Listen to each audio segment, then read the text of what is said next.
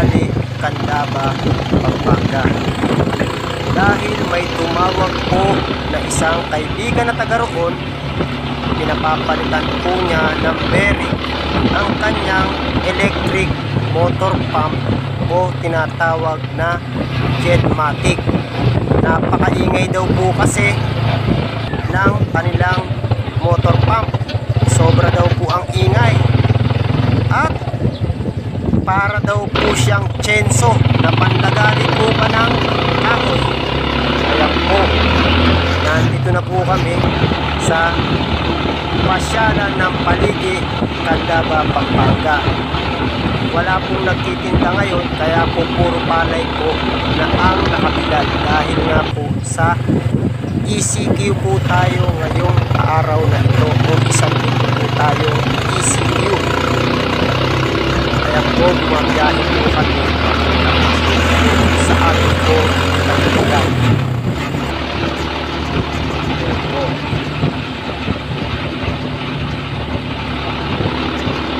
Siguro po ang biyahe po papunta po sa Magum Valley, ang distance po mula po sa bahay namin is 1 hour travel. Medyo malayo-layo po ito sa destinasyon po na aming pupuntahan. Po, ang dami pong palay na nakabilad, no? Dahil napakainit po ng panahon ngayon. We're entering the Bridge of San Agustin o tulay po ng San Agustin. Yan po yung tulay po ng San Agustin. Yan. Ang gaganda naman ng mga palay. Ayan po. Ito naman po ang overcourt po ng barangay San Agustin, Candaba, Pampanga.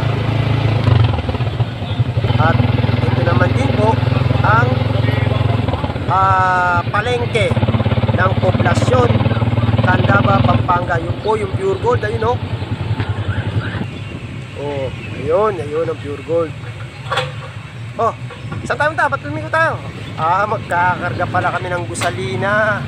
Baka daw po kasi hindi po kami umabot sa aming destinasyon at hindi po kami makarating. Kaya po nagkarga po muna kami ng gusalina. Yan, naman po ang gahin namin. At ito po, dito na po kami sa Paralaya, Barangay Paralaya. Ito naman po karsada na to, kung mapapansin nyo, napakahaba po nito. Ito po ang tinatawag na Radar Road. Napakahaba po nito hanggang ito po ay napunta sa Lapungan. Ito po, nandito na po kami yan sa Lapungan. At medyo malapit na po kami sa aming pupuntahan. Ito, mapapansin nyo po, Crop Road. Yan. Paiskinita po ang daan niya. Papunta po sa amin po naging kaibigan dito sa Magum Valley, Barangay Candaba, Pampanga. Yan po.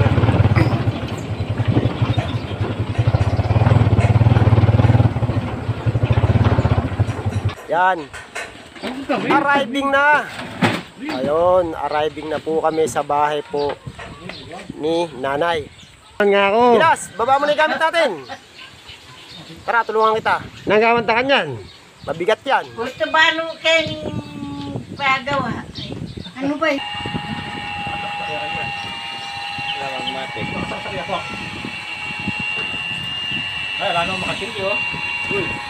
Yun. Ito po yung Jetmatic. Alam, makabis niya yan eh. Napakaingay nga pala. Parang tsenso na naglalagari ka ng puno. Sobra ingay. Dapat nga palang palitan to ng bearing. Akin na pa yung pangayari. Una, siguraduhin muna natin na naka-off ang mga switch bago natin siya baklasin ang current niya o ang electric polarity.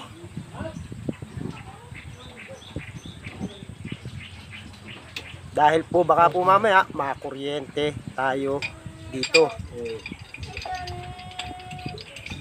at maging sanhi pa po ng ating kamatayan. Pangalawa, tanggalin po natin ito sa mga kanyang sumpungan o tinatawag na patente.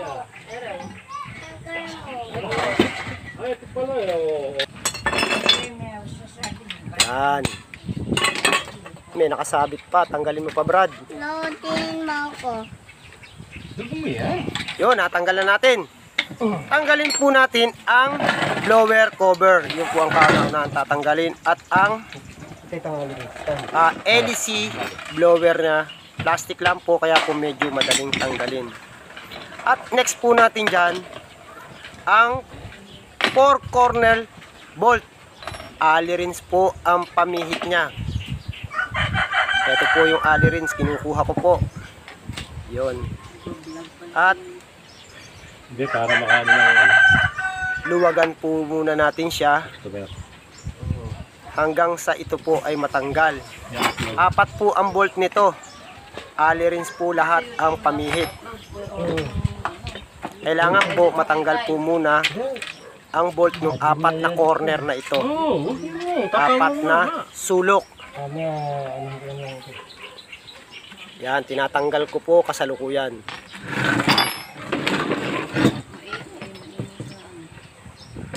Kailangan po baklasin po natin lahat yan para po mapalitan nga po siya natin ng bearing o matanggal po natin yung ingay. Kasi po na-disalign na po ang ikot po ng ating bearing o magalas na siya. May alog na sa Tagalog. Ganun ba yun? Ano yung mga nasa YouTube, ganun eh.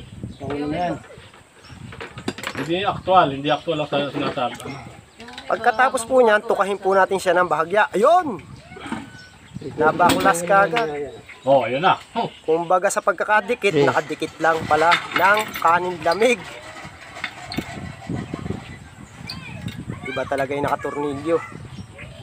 At next naman po natin yan, ipitan po natin yung rear shafting niya kung saan po nakakabit yung pong LEC blower niya para po matanggal naman po natin yung nut at kailangan po natin ng socket wrench number 13 kasi po medyo malalim po dahil po sa LEC o yung impeller niya.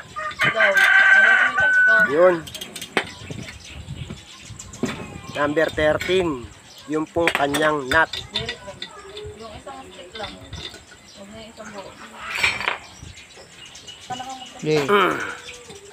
Higpit. Nakakapi lang daw nila sa kanila eh. Bago sila umalis.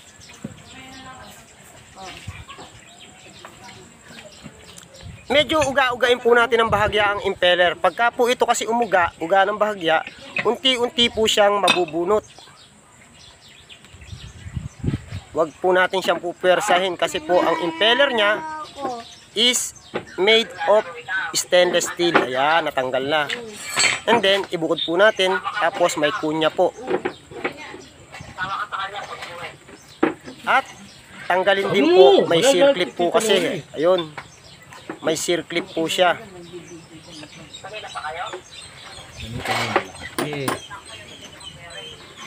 Hindi pa namin kinakab. Hindi, ginabaklas pa lang ng rolling. Ingatan din po natin ang pagtatanggal ng shop seal nito. Kasi po, ang shop seal, medyo maselan po yan. Kaya po kailangan dahan-dahan lang. Yun. Yan po ang shop seal. Para, yan po ang pumipigil po sa tubig. Para po hindi po siya kumatas sa kanyang shafting. Hindi na magkakatapat. And then, pagkatapos po natin matanggal ang shop seal, ibaliktad po natin siya. Para naman po matanggal po natin yung 4 na bolt sa back cover nito. Yun, maliit din, no? Hindi kinarigan ko. Tumalubong. Oo, may suset. Mahigpit. Natunaw din. Ano tunaw? Hindi nalagyan, pinaglagyan ko, baka makalimutan. Buti na lang. May socket wrench sa kundala dahil alam na alam ko na Sige na, sige na. kung ala akong dala nito, siguro may hirapan akong baklasin ito. Tama ka daw, sabi ni nanay. Mahaba ang bolt nito sa likuran. Tama ka daw, sabi ni nanay. Pag natanggal na ang 4 na corner bolt nito sa back cover, dahan-dahanin naman natin siyang pupukpukin o papaluin Kalat! paikot. Ay. Yan. Ikot-ikutin natin ng dahan-dahan ang back cover para unti-unting mailabas May kalat, magaga. ang cover na ito. Ito ang nagawa ko. Kailangan, walang papa.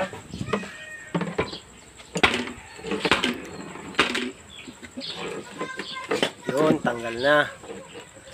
Pagkatapos nung kumuha tayo ng kahoy at ipalo natin para sa kahoy para hindi masira yung thread ng ating shafting. Yun. Yan, nakuha ko na yung kanyang pinaka dinamo. Tapos nun, tanggalin din natin yung front cover. Dahil ayun, naiwanan kasi yung bearing nung isang bearing. Dalawa kasi bearing yan. Pareho ng size. 6202.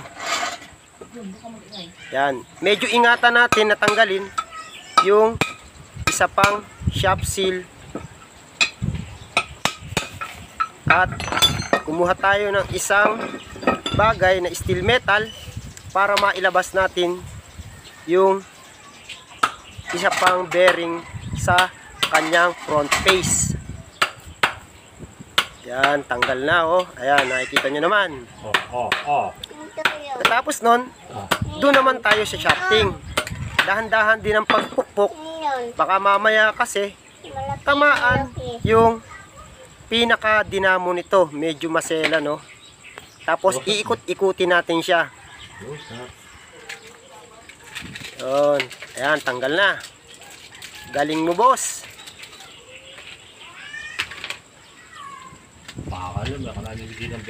Ngayon, kunin na natin ang ating replacement bearing. Kailangan yung original na para sigurado at magtagal talaga siya. Hindi naman sasakay yung makina. Hindi naman buko yan, magagat. Almost ng bearing. Mayroon siyang cover. Kailangan tanggalin natin yung cover na yun para malagyan natin siya ng grasa. Ayan, nagpupukpuk po ako ng isang maliit na bagay para matusok ko po ang cover po ng bearing.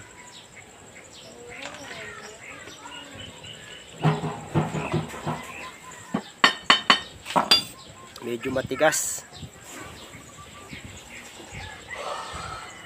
Yun. Tanggal din. Isa pa. Kukuryente. Kaya na si daddy. Yan, tutusukin ko na naman po. Kalabang mo si daddy mo. And then, pagkatapos po nyan, lagyan po natin siya ng grasa para guminhawa ang ikot po ng ating shafting at ng impeller. Kasi po pagka po ala po siyang grasa o ano, medyo gagalas din po ang andar o iingay din po ang ating motor pump. Kaya po kailangan po may grasa po lahat ng bearing, kahit anumang pong bagay na nagpapaikot, kailangan po mayroon po siyang oil or grasa. Ayun, kinabit ko na po ito pong bearing sa shafting. At kailangan po meron po tayong 1/2 GI pipe para po hindi po tamaan ang center bearing o ang mga bulitas nito sa gitna. At dahan-dahan din po ang pagpukpok at make sure o siguraduhin po natin na ito po ay nakalapat na po sa dati nitong posisyon. Isa pa, hindi pa siya lapat eh. Pag sigurado na itong nakalapat na sa dati nitong posisyon, subukan natin siyang ikutin kung ginhawang umiikot ang mga bearing magkabila. Ngayon naman po, unahin po natin ikabit doon po sa front face ng ating makina. At isunod naman po natin ang ating Oo. winding o yung rewind ng ating motor pump. Alin eh. Siguraduhin po natin na maingat natin na ikakabit ito dahil sa oras na tamaan po natin ang ating winding, magkakaroon po siya ng cost of ground o kuryente ang ating motor pump. Dito po sa likuran nito ng ating cover cap ng motor pump, mayroon po siyang spacer washer. Wag na wag po natin kalilimutan na meron po siyang spacer washer. At nilagyan ko rin po ito ng grasa para ito po ay hindi po malaglag. Dahan-dahan po natin pukpukin ngayon. Kasi po, ito po ay manipis lamang at tinatawag po na pundido. Baka sakali pong mabasag at madisalign ang ating shafting o ehe. At siguraduhin din po natin na ito pong back cover ay nakasentro sa mga butas o hole na pagkakabitan ng ating mga bolt. Yung mahaba pong bolt, Ay kami, hindi pa parang 3 wheels lang. silipin po nating mabuti. At kung ito po ay nakasentro na o nakalapat na, i-next naman po natin ilagay o ibalik ang 4 na long bolt o yung mahabang tornilyo. Tignan mo kung ano yung sira niya. Pagka may kailangan, Ayan. itiskan niya. Sa una, Tango automatic kailangan yung kamay muna kasi talagang maluwag pa naman eh. Bayakot siya nung magawa pa ng metal. Pag sigurado ka na nakasentro ang 4 na bolt at naikabit na natin, unti-unti na natin siyang higpitan. Kasi kapag ka hindi ito nakasentro, yung ating shafting, mahirap siyang ikutin. Dahil hindi gagana ang ating starting capacitor o hindi siya ginhawang iikot ng maganda. At dahan-dahan din po ang paghihigpit nito dahil ito pong bolt na ito ay thickness lang po o payat. At ito po ay 8 mm lamang. Yung sa bahay pare, kung may Kaya pakiramdaman lang po ang paghihigpit nito. Medyo maselan din po kasi baka po kasi mamaya ma-lost thread o maputol ito.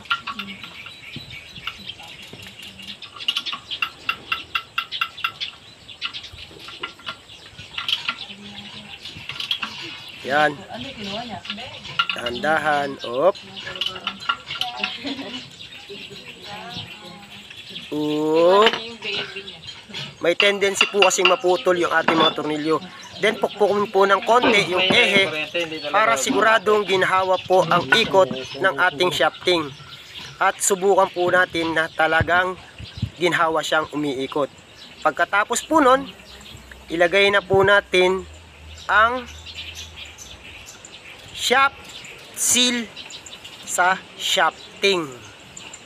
Yung kapartner po, yung punlapad, ayan, may goma rin po siya. Unahin lang po natin yung goma. At yung pong kapartner po ng ating shaft seal o yung bilog na para po siyang washer. Medyo ingatan lang po natin ang pagkakabit nito dahil medyo maselan. At ito po ay made of carbon. Madali po siyang mabasag o madaling maputol.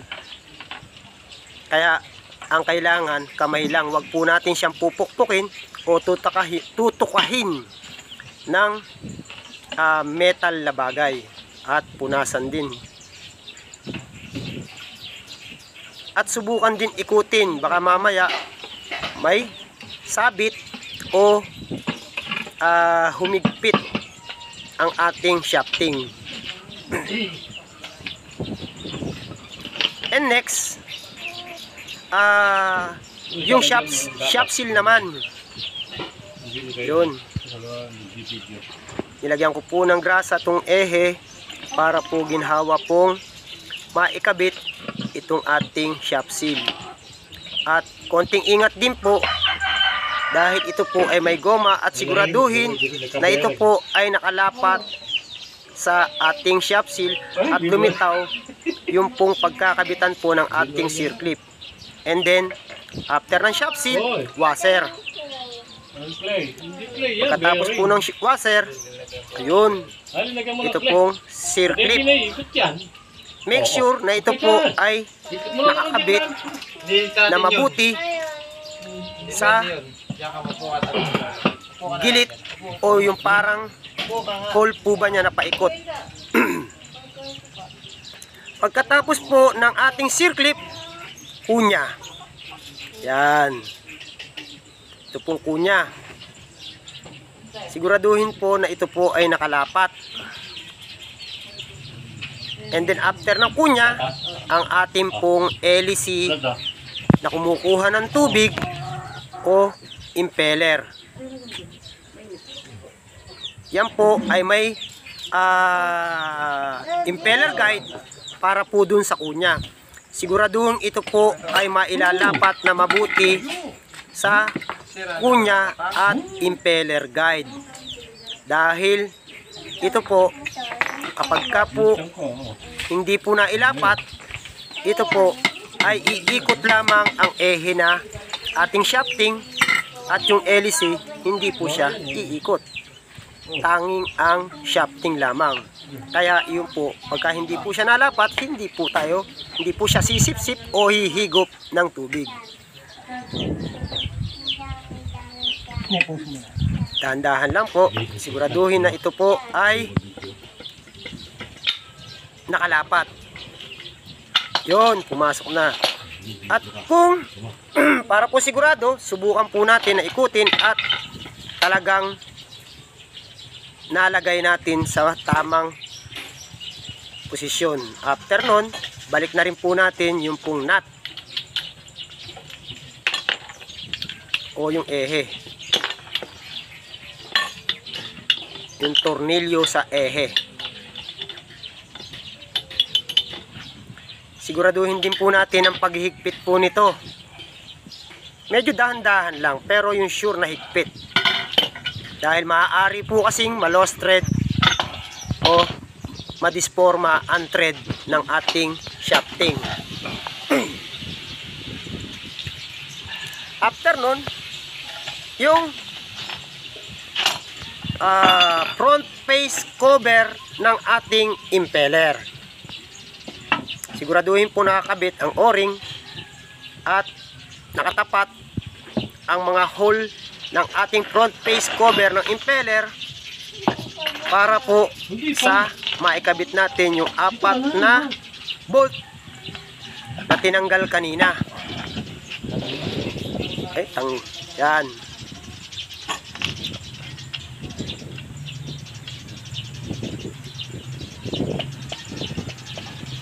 Kasi pagka hindi siya nakalapat mabuti, mahihirapan tayo ikabit yung apat na bolt na sa corner nito. Kaya kailangan make sure na tapat-tapat lahat ng hole o yung butas.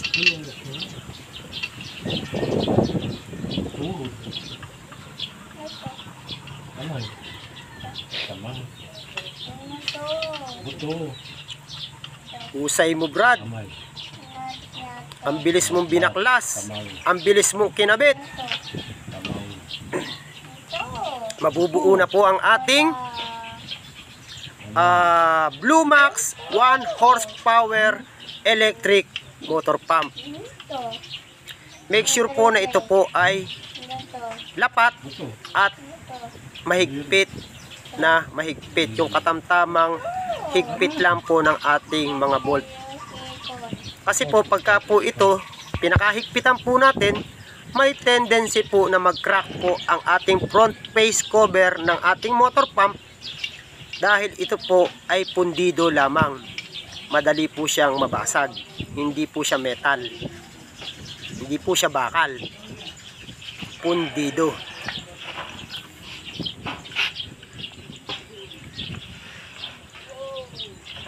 Dahan-dahan po ang paghihigpit nito ha.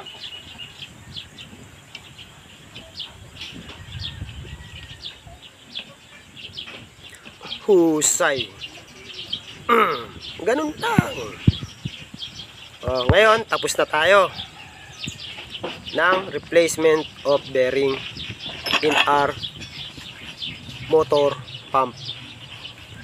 And then, ito namang blower cover at ang ating blower. Yan po ang nagpapalamig po sa ating motor pump habang umaandar. Ito pong hélice na color black. Dahan-dahanin po natin pukpukin at pag lumapat na po natin ng konti, okay na po iyon. And then yung cover po ng ating blower.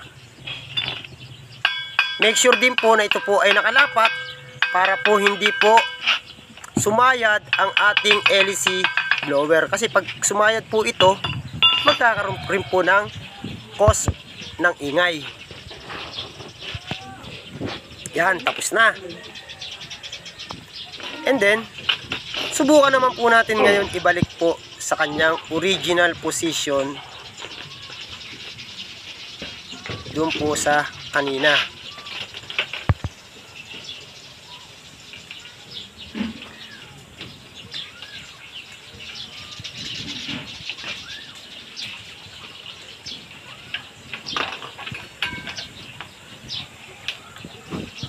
Yun.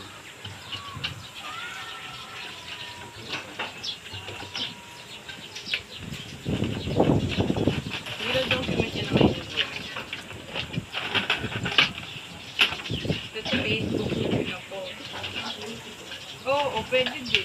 YouTube. Hindi niyo po doon pinapost? Pinapost ko sa YouTube. Kinabit ko na itong patente. Kasi kung wala po talagang patente, may hirapan po tayo. Maghahanap pa po tayo ng replacement para po maisugpog-sugpong po natin lahat sa kanyang original position.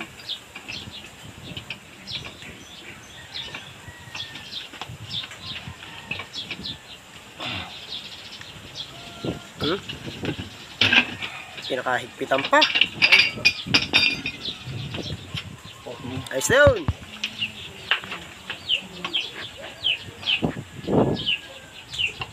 Yun. Nilagyan ko po muna siya ng elbow para po talagang sigurado po ang ating motor pump ay hihigop ng tubig bago ko po isugpong po sa kanyang PVC pipe tank na pansamantala. Ngayon, bago naman po natin uli ikabit, siguraduhin po natin na naka-off ang ating polarity o electric supply sa ating automatic switch. Kasi po baka po mamaya makuryente tayo, at pag nakuryente tayo, may tendencies po na tayo ay mamamatay. Baka po hindi naman po tayo bayaran po ng nagpapagawa o hindi man lang po tayo ipalibing. At make sure din po na ang pagkakabit nito ay nasa tamang posisyon para po hindi po siya magkaroon ng short circuit.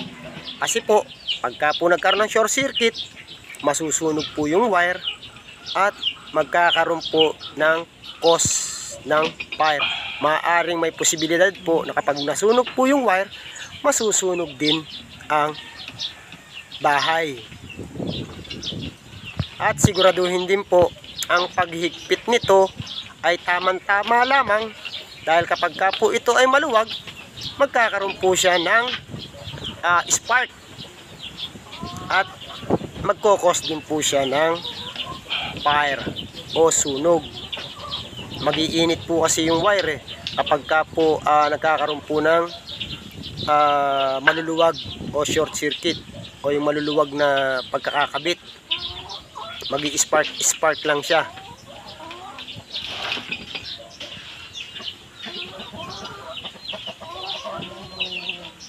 Yan. Post mo na. Ayun po, ito po ang on and off switch. Yun. Wala na yung goma niya rito.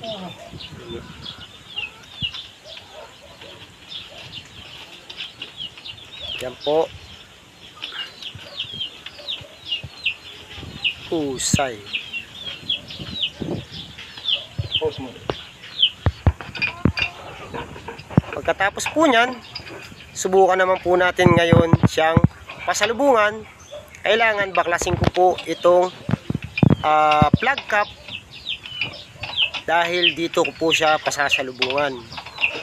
Kailangan po kasing pasalubungan ng tubig dahil nabaklas nga po natin siya kanina. Kailangan po niya ng salubong para po humigop po siya. Higupin po niya ang tubig sa deep well. Nakasaksak kaya sa loob.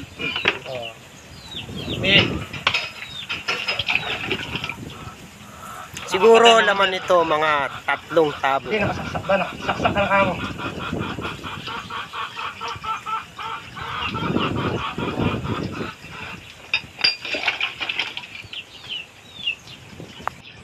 Isa.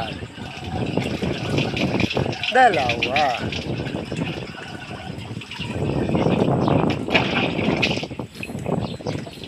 Dain laman. 3.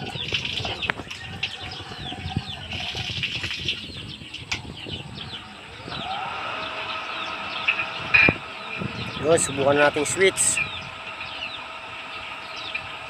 Yan, maandar na siya. Kaya lang, hindi pa siya umaahon. Kaya tuloy pa lang po natin siyang pasalubungan.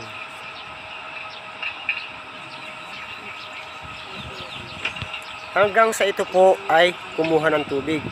Basta't pasalubungan lang po natin siya. Tahimik nung andara. Iba talaga pagka bago bearing. Kailangan talaga na ingatan natin ang ating mga kagamitan na kung kinakailangan palitan ng bearing, palitan agad.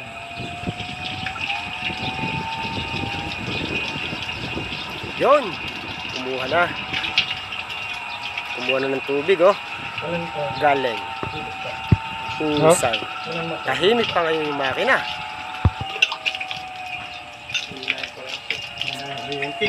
Mahina kuryente. Ang kuryente.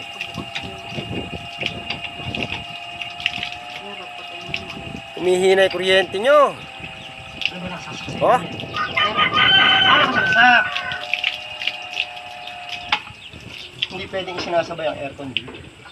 may naya kuryente. Ah, Ganitong oo. Ganito Tingko sigurong aircon. Patanya pa. Kasi pag kami nakasaksak na aircon, talagang Pakipatay po muna yung aircon. higupin ng aircon yung ano tapos under pump. Ayaw gumana ng automatic.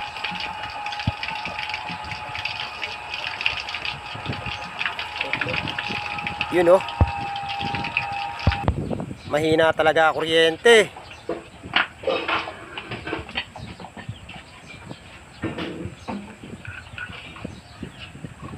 And then, lalagyan ko siya ngayon dito ng patente.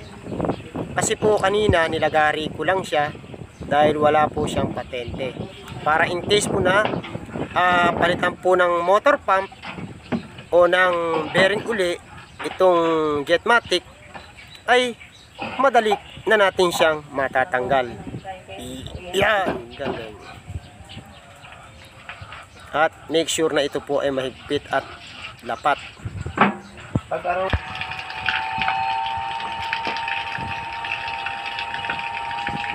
Okay, game. Lakas, oh. Ganun sana.